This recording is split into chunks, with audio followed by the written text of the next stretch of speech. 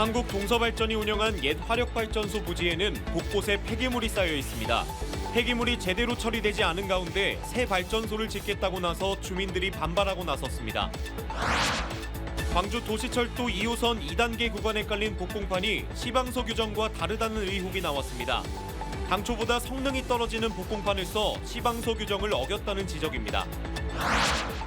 오늘 광주와 전남 일부 지역에서는 30도 안팎의 기온을 보였습니다. 올 여름은 평년보다 더 더울 거라는 전망이 나오고 있습니다.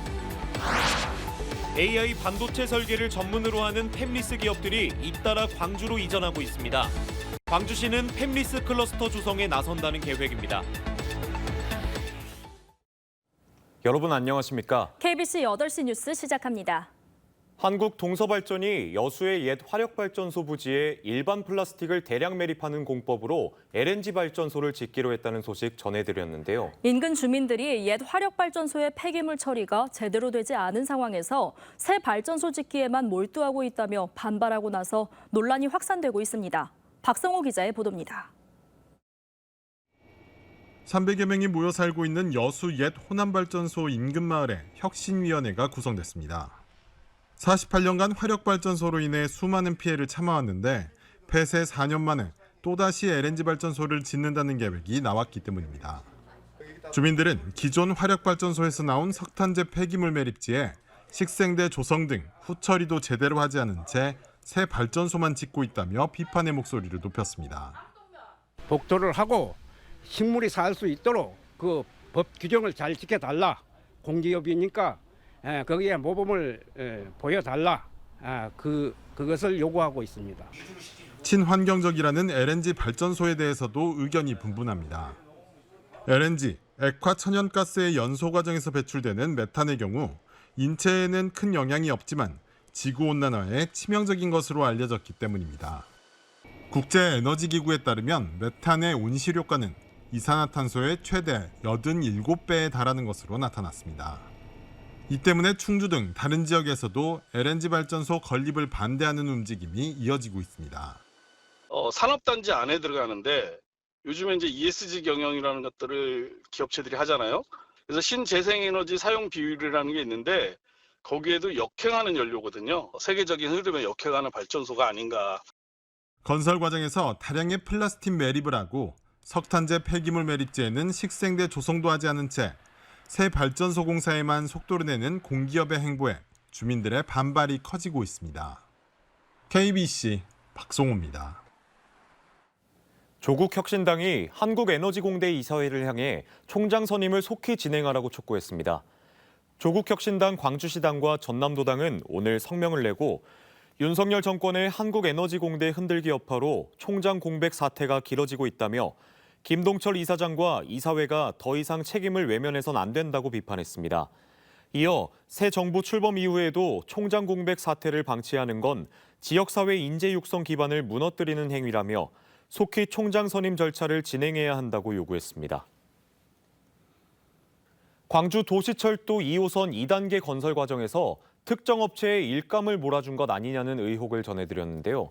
도시철도 건설본부가 복공판의 성능을 떨어뜨려 자동차 바퀴의 미끄럼 방지 기준을 낮춘 것 아니냐는 주장도 나왔습니다. 임경섭 기자가 보도합니다. 도시철도 2호선 2단계 공사가 한창인 광주 신가동. 굴착이 진행된 공사 현장에는 도로를 포장하는 복공판이 깔려 있습니다.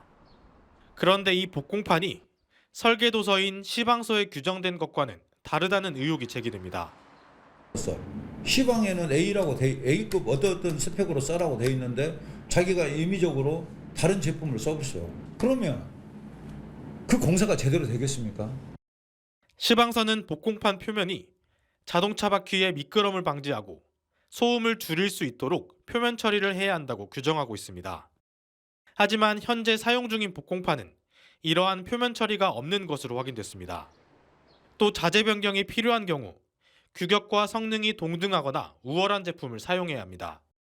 하지만 품질시험 성적서를 보면 2단계 공구 8곳 중 3곳에 들어간 복공판의 미끄럼 저항 지수는 57에서 58 bpm으로 나왔습니다.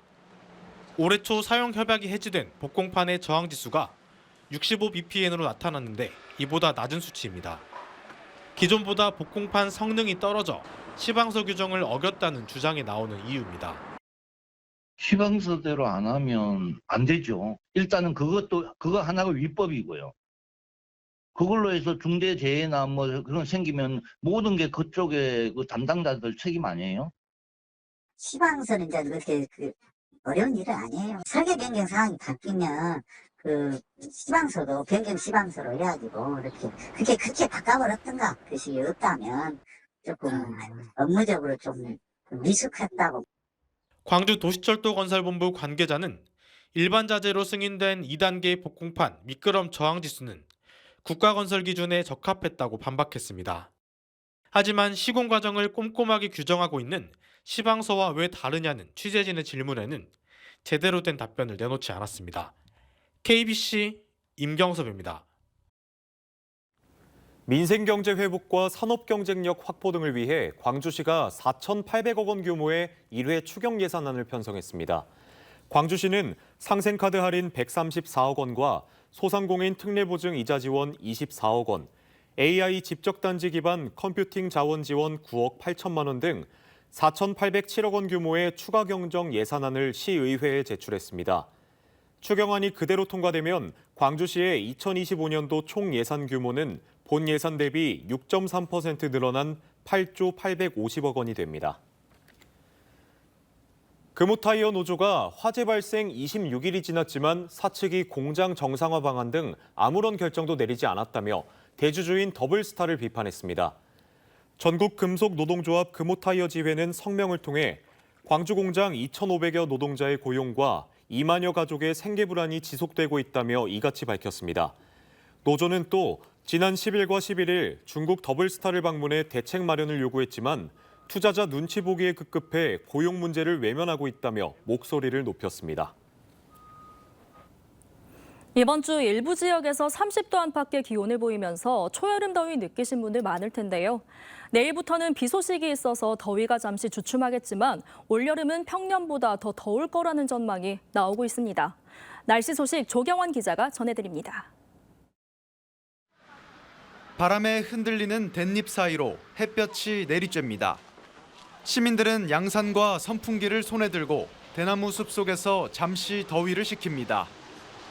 날씨가 이렇게 더웠는데 대나무다 보니까 확실히 밖에보다는 시원한 것 같습니다. 너무 더워서 연차 휴가 내서 놀러 왔는데 여기도 대구만큼 덥더라고요. 여름이 되게 빨리 온 것 같아요. 광주와 전남은 이번 주부터 본격적인 초여름 더위가 시작됐습니다. 낮 최고 기온은 담양과 곡성 등 내륙을 중심으로 30도를 넘어섰습니다. 특히 광주, 영광, 곡성은 햇볕 노출 시 한두 시간 안에 피부 화상을 입을 수 있는 높음 수준의 자외선 지수를 기록했습니다. 올여름은 예년보다 더 더운 여름이 될 거란 전망도 나옵니다. 6월 기온은 평년과 비슷하겠지만 7, 8월은 평년보다 기온이 높을 것으로 기상청은 내다보고 있습니다. 열대 서태평양, 남인도양의 해수면 온도가 평년보다 높고 유럽 지역의 눈덮임이 평년보다 적은 영향으로 우리나라 북은 고기압성 순환이 강화되면서 평년보다 기온이 높을 것으로 전망하였습니다. 다만 이번 주말에는 비 영향으로 더위가 잠시 주춤하겠습니다. 금요일 새벽부터 토요일까지 광주와 전남에 최대 80mm의 비가 내릴 전망입니다. 남해안에는 120mm 이상의 많은 비가 내리는 곳도 있겠습니다. 내일 아침 최저 기온은 17도에서 20도, 낮 최고 기온은 22도에서 26도 분포로 오늘보다는 기온이 다소 떨어지겠습니다. KBC 조경원입니다. 광주시가 풍영정천에서 발생한 초등학생 익사 사고에 대한 손해배상 책임을 두고 광산구와 법적 공방을 벌이고 있습니다. 광주지법 민사 2단독은 광주시가 광산구를 상대로 낸 4억 원대 구상금 청구 소송 변론을 오늘 재개하고 본격적으로 심리합니다. 광주시는 지난 2021년 6월 풍영정천에 빠져 숨진 초등생 2명의 유족에게 손해배상금을 지급했는데 천변시설 관리와 배상 책임을 두고 광산구와 이견을 보이고 있습니다. AI 반도체 설계 기업으로 알려진 팹리스 기업들이 잇따라 광주의 문을 두드리고 있는데요. 광주시가 구상하는 팹리스 클러스터를 조성하기 위해서는 연구개발 지원과 인력 양성, 실증으로 이어지는 지원 체계가 필요하다고 기업들은 강조하고 있습니다. 정경원 기자의 보도입니다. 반도체 칩 설계 블록을 공급하는 IP 기업과 디자인 솔루션 기업, 설계 솔루션 기업 등 다양한 팹리스 기업들이 광주시와 업무 협약을 체결했습니다. 팹리스 1호 기업을 유치한 지 8개월여 만에 광주와 협력을 약속한 팹리스 기업이 벌써 17곳으로 늘어난 겁니다. 광주시와 전자통신연구원은 이들 팹리스 기업들을 바탕으로 팹리스 클러스터를 조성한다는 방침입니다. 첨단 3지구의 미래 유니콘 기업 중심의 밸리를 조성하고 나아가 글로벌 팹리스 5개사를 육성해 이들을 중심으로 한 생태계를 만든다는 구상입니다. 그래서 설계부터 디자인 하우스까지 이렇게 해서 전체적으로 저희들이 글로벌 팹리스사 5개를 육성하면서 생태계를 조성을 하고 그다음에 광주형 AI 반도체 20종을 만들겠다. 팹리스 기업들은 광주시가 팹리스 클러스터를 조성하려면 연구개발과 인력 양성 지원이 필수적이라고 입을 모았습니다. 특히 수요 기업과 연계해 실제 산업에서 필요로 하는 인재를 길러내고 재직자에게도 빠르게 진화하는 기술을 재교육하는 시스템이 필요하다고 강조했습니다. 또 사업화를 위해선 제품에 대한 수요 기업의 신뢰를 확보하는 게 중요한 만큼 수요 기업과 팹리스 연계를 돕고 도시 단위 실증을 지원해야 한다고 요구했습니다. 실제 실증을 해서 좋은 결과를 만들어내서 플러스가 됐다는 걸 보여줘야만이 광주뿐만 아니라 전국으로 확산될 수 있는 거고 글로벌하게 확산될 수 있는 거거든요. 점점 더 많은 팹리스 기업들이 AI 중심 도시 광주를 찾고 있는 가운데 광주시가 팹리스 클러스터와 AI 반도체 생태계를 성공적으로 조성해 나갈지 주목됩니다. KBC 정경원입니다. 시민사회단체가 이재명 정부를 향해 지난 정부에서 망가진 남북관계를 복원하라고 요구했습니다. 광주 전남 김대중 재단 등 지역 시민사회단체들은 오늘 6.15 남북공동선언 25주년을 기념하는 기자회견을 열고 새 정부를 향해 빠른 시일 안에 남북대화를 재개하라고 촉구했습니다. 이들은 또 6.15 남북공동선언의 합의 갱신을 재확인해 단계별 구체적인 실천 방안을 합의해야 한다고 강조했습니다. 광주공항에서 제주로 향하려던 아시아나항공 여객기가 이륙 직전 기체 결함으로 결항됐습니다. 아시아나항공에 따르면 오늘 낮 1시쯤 승객 159명을 태운 여객기가 이륙을 위해 활주로로 이동하던 중 엔진 제어 시스템 이상을 감지해 탑승동으로 되돌아왔습니다. 정비에 오랜 시간이 걸릴 것으로 보이자 항공사 측은 해당 항공편을 결항시켰고 후속편을 이용해 승객들을 수송했다고 밝혔습니다. 전남 광양시에서 공무원을 사칭해 수천만 원의 돈을 가로챈 물품 구매 사기 피해 사건이 발생해 각별한 주의가 요구되고 있습니다. 광양시는 자신을 광양시청 주무관이라고 사칭한 사기 용의자가 A 업체로 연락해 나중에 비용을 지급하겠다고 속여 총 3차례에 걸쳐 2,700만 원을 가로챈 사건이 발생했다고 밝혔습니다. 지난 5일에도 위조한 광양시청 공무원 명함으로 지역 업체의 물품 구매를 요구하는 등 최근 공무원 사칭 사기 사건이 잇따르고 있습니다. 술에 취해 유흥주점에서 행패를 부린 현직 경찰관이 현행범으로 붙잡혔습니다. 광주 서부경찰서는 오늘 새벽 2시 반쯤 서구 치평동의 한 유흥주점에서 만취 상태로 업주에게 욕설을 하는 등 행패를 부린 혐의로 광주경찰청 소속 50대 A경위를 붙잡아 조사하고 있다고 밝혔습니다. 경찰은 A경위를 상대로 정확한 경위를 조사하고 있습니다. 불법 보도방 업계의 이권에 개입하다가 보복살인 범죄를 저지른 50대 폭력조직원이 항소심에서도 중형을 선고받았습니다. 광주고법 제1형사부는 지난해 6월 7일 첨단지구에서 흉기난동으로 한 명을 숨지게 하고 한 명을 살해하려다 미수에 그친 59살 김모 씨에게 1심과 같은 징역 22년을 선고했습니다.